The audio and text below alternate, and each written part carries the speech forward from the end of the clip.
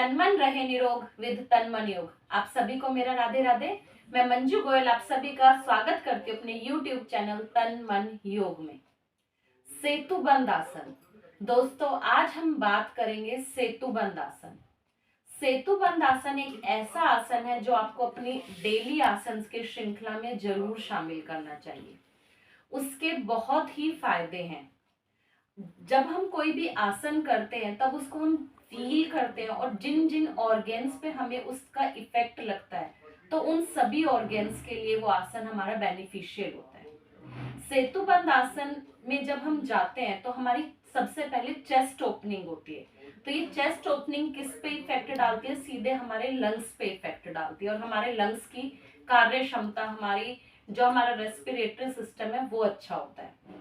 तो सेतुबंद आसन सबसे पहले हमारा रेस्पिरेटरी सिस्टम के लिए बहुत अच्छा है। उसके बाद धीरे धीरे अगर हम नीचे की तरफ आए तब हम ऊपर की तरफ इस आसन में जाते हैं तो हमारी पूरी नीचे की तरफ हमारी आंतड़ियां, पूरी जो हमारी इंटेस्टाइन है वो पूरी तरह फैलती हैं। तो हमारी जब आंतें, बड़ी आंत और छोटी आंत पूरी तरह फैलती है तो हमारे पेट से रिलेटेड प्रॉब्लम्स दूर होती है।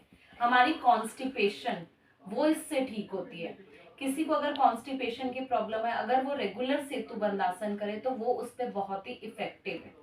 पीसीओडी, पीसीओएस, इस तरह की प्रॉब्लम्स भी हमारी ठीक होती है। हमारे नाभि चक्र, कई बार नाभि से रिलेटेड हमारी प्रॉब्लम्स हो जाती हैं, वो ठीक होती हैं। और कमर को स्ट्रेंथ करने के लिए ये आसन रामबाण आसन है। अगर हमें अपनी कमर को मजबूत करना है तो ये रामबाण आसन है। जब मैं आपको ये आसन करके दिखाऊंगी तो उसमें मैं एक छोटी सी वेरिएशन आपको और बताऊंगी कि जिन लोगों को सीवियर बैक पेन है, अगर वो उस तरह से उस आसन को, सेतुबंद आसन को करेंगे तो उसमें भी उनके लिए बहुत ही फायदा होगा। और जो हम नॉर्मल अगर हम आसन करते हैं तो वो हमारी कमर को स्ट्रेंथ करता है। हमारी थाई पे इसका बहुत अच्छा इफेक्ट है, हमारी हिप्स पे इसका बहुत अच्छा इफेक्ट है। और जिन लोगों को शाइटिका की शुरुआत है वो लोग अगर इस आसन को करें तो भी उसका बहुत ही अच्छा इफेक्ट है। तो एक ऐसा आसन जिसके इतने फायदे तो आप लोग उसे सीखना चाहेंगे और करना चाहेंगे। तो मैं आज आपको बताने जा रही हूँ कि हम सेतुबंद आसन किस तरह से करते हैं। सेतुबंद आसन के लिए हम इस तरह से लेट जाएंगे और अपने पैरों को इस तरह से फोल्ड कर लेंगे। दोनों पैरों में 1 फीट का, शोल्डर जितना आपका डिस्टेंस होता है इतना डिस्टेंस रहेगा और पैर आपके इस तरह से पैरेलल रखिएगा।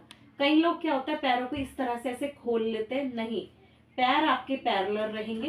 नी का डिस्टेंस भी आपका ज्यादा ना हो। कई बार हम पैर पैरेलल करके नी को इस तरह से खोल लेते हैं और फिर उठाते हैं, वो चीज भी आपकी गलत है, वो आपको सही इफेक्ट नहीं देगी।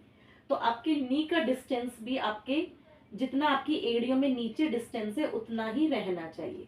और धीरे धीरे गर्दन को इस तरह से सीधा रखते हुए, जो लोग पकड़ सकते हैं यहाँ से अपनी एड़ियों को पकड़ लें, नहीं पकड़ सकते तो यहाँ पे साइड में हाथ रख लेंगे। यहाँ से एड़ियों को पकड़ते हुए धीरे धीरे कमर को उठाएंगे। जो लोग जितना उठा सकते हैं अपनी क्षमता के अनुसार उठाए और धीरे धीरे पूरा इस तरह से कमर को उठा दे। कमर को आप उठाएंगे तो आप देखेंगे कि आपकी जो कमर है वो आपकी अर्थ के ओपोजिट हम कमर को उठा रहे हैं। तो इससे क्या होता है, जो ग्रेविटी फोर्स है उस कारण उसके जब हम ओपोजिट किसी ऑर्गन को उठाते तो हमारी उसमें स्ट्रेंथ बढ़ती है। और जब हम ऊपर गए तो हमारा पूरा पेट फैल गया और हमारी आंतड़ियों को भी इससे मजबूती मिली। हमारी इंटेस्टाइन पूरी तरह से फैल गई। हमारे इंटरनल ऑर्गन्स जो हमारी टमी के होते हैं उनको पूरी तरह से इसमें मजबूती मिलती है।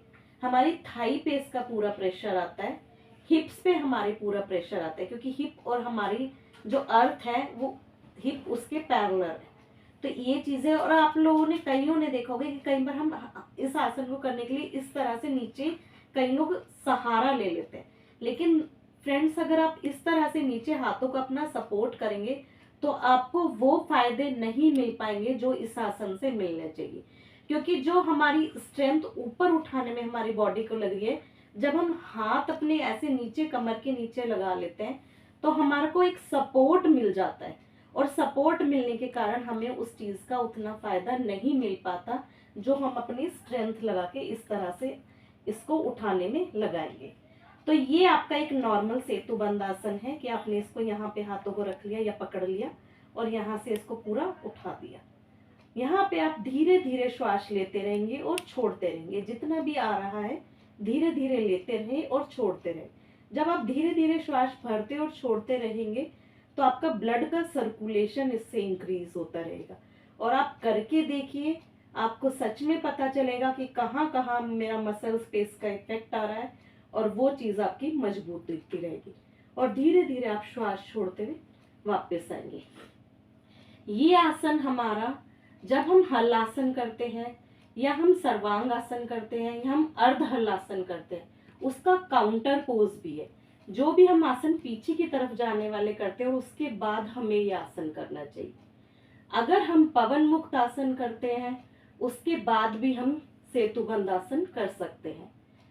मैंने अपनी शुरुआत में वीडियो में एक चीज कही थी कि कुछ लोगों को सीवियर बैक पेन होता है, उनके लिए मैं एक इसमें टेक्निक बताऊंगी कि अगर वो लोग इस तरह से इस आसन को करें तो उनको भी बहुत फायदा होगा। उसके लिए जब आप इस तरह से लेटे हैं तो ये सिर्फ कमर को आपको बीच में ऊपर की तरफ खींचना है। ये देखिए, आपको यहाँ पे कैसा कर्व लगेगा, यहाँ से यहाँ पे आपको ऐसा लगेगा कि आपका एक सी कर्व बन गया। ऊपर की तरफ खींचे और नीचे चले जाएं। श्वास भरते ऊपर खींचे और नीचे चले जाएं। इससे क्या होगा, आपका पूरा लंबर एरिया जो है वो ऊपर की तरफ खिंचाव में आएगा, उसको ऊपर खींचेंगे और जब आप छोड़ेंगे तो वो लंबर एरिया आपका स्ट्रेंथ उसको मिलेगी और आपकी कमर धीरे धीरे मजबूत होगी। दोस्तों, ये था सेतुबंध आसन, और इसको आप अपने डेली आसनों की श्रृंखला में जरूर शामिल कीजिए और फिर इसके फायदों को देखिए। राधे राधे।